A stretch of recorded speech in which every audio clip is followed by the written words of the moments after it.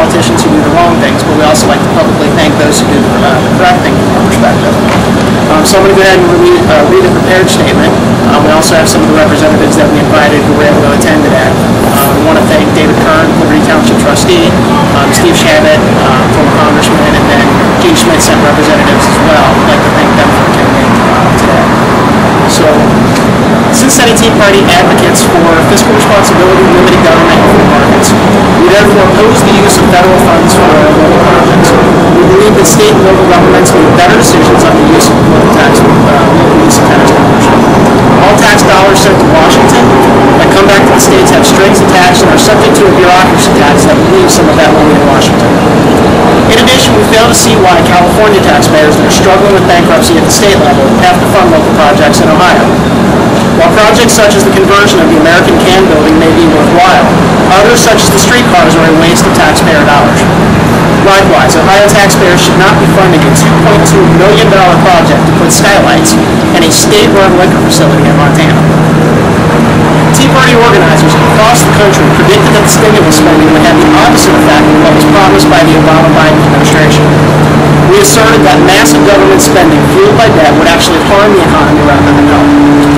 We were told that the stimulus was necessary to prevent unemployment from reaching a peak of 9.1% in Q2 of 2010.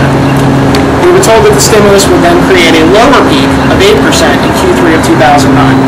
Last week's official number of 9.5% showed that the Tea Party organizers were correct and that the Obama-Biden administration was wrong.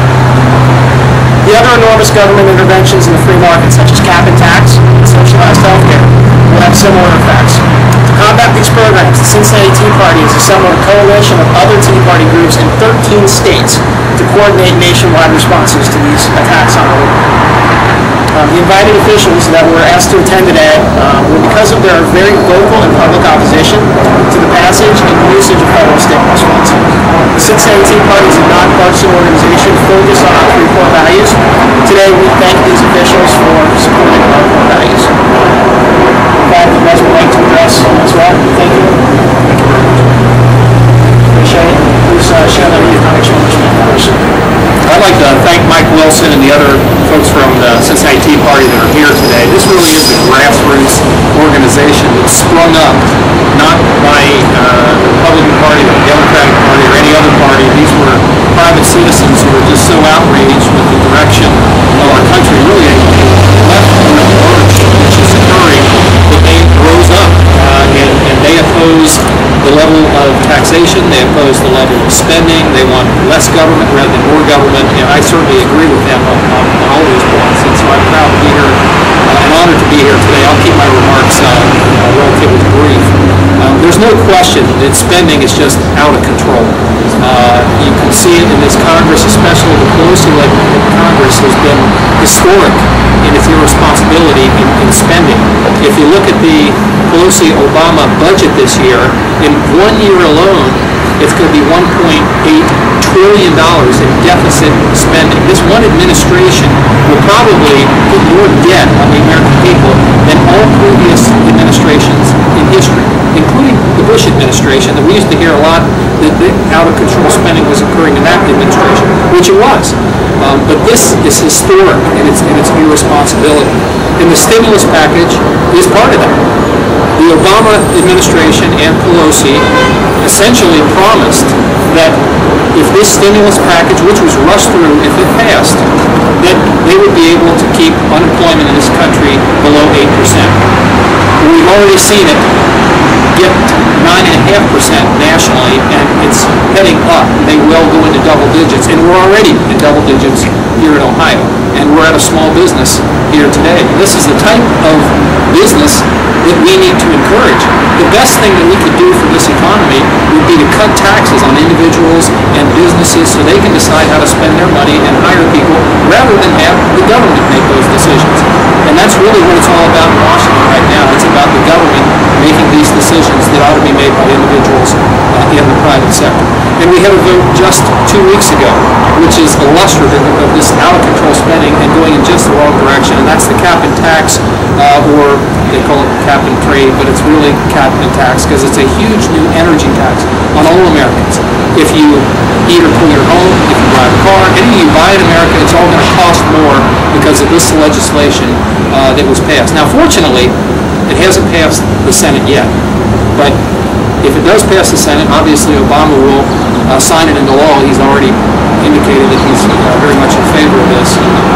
This would put the United States at a tremendous disadvantage with respect to countries like India and China, who are competitors, who will not pass legislation that's anything like this because they know what a disadvantage it would put them at. So that means more jobs heading overseas. And we're also seeing on the horizon additional new spending in huge proportions, and that's socialized medicine, which is on its way. That's the next big leftward lurch that we see on the horizon. And we're looking at over $1 trillion additional dollars. We used to talk in the billions, and it was a lot of money, and still is, but now they talk in the trillions up there, whether it's deficit spending or new programs. And now we're even hearing talk about a second stimulus package, because now they're saying, well, we misread the economy. That's Vice President Biden, who's in town today. That's his latest spin on why the jobs aren't being created in this country, because they misread the economy. They didn't misread the economy. This is the same administration that said that this is the worst economy that we've seen since the Great Depression. So they just can't get their story straight. But the one thing they do know is that they want to continue to spend more and more, put more control in Washington rather than in the hands of businesses like this who actually create jobs, and on individuals who ought to have the power to spend their money in ways that they want to spend their money rather than the bureaucrats in Washington. So again, I want to thank the Tea Party folks for being leadership in this community and around the country as well to hopefully get this country back on track. Thank you. Liberty Township Trustee. Just my point of thank Cincinnati Tea Party and all its supporters for this recognition. I'm proud of Liberty Township. We have a balanced budget. We have some reserve. We're not the state of California. The debt that will be incurred on our nation by the stimulus package and the other bills the Obama administration is passing will rob our grandchildren shamelessly. It's bad enough to steal money from New York or Montana or whatever to build a project locally. They're taking it from the children. It's disgraceful and a shame. That's all I really have to say. Thank you very much. Once again, I want to appreciate the media who came to cover us today. I want to reiterate just the contrast between what we expect as a Cincinnati Tea Party and a grassroots organization.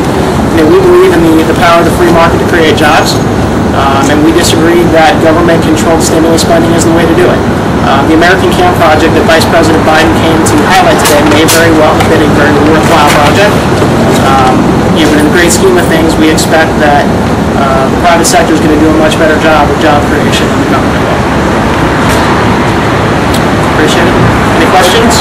Has the Tea Party actually, you were talking about the new stimulus package, have you guys brought that up at all, or have you guys talked about that at all? It's something that's really just come up for discussion in the last few days, and I fail to see why the answer to a failed government program is yet another big government program. And at some point, can we say that big government programs are actually the source of the problem? Another government program. What else? I do have one other comment, if I may. Because I walked up from the south parking lot to this parking lot, there's a young man from the neighborhood who approached me and asked if I were hiring. I smiled at him and thought I looked like the owner. I said, I'm sorry, son, I don't work here. My heart went out to him because he doesn't stand a chance to get jobs with what they're doing to the economy of this country. My heart went out to him. Again, appreciate you guys attending. Thank you. Do you have any follow-up questions off camera?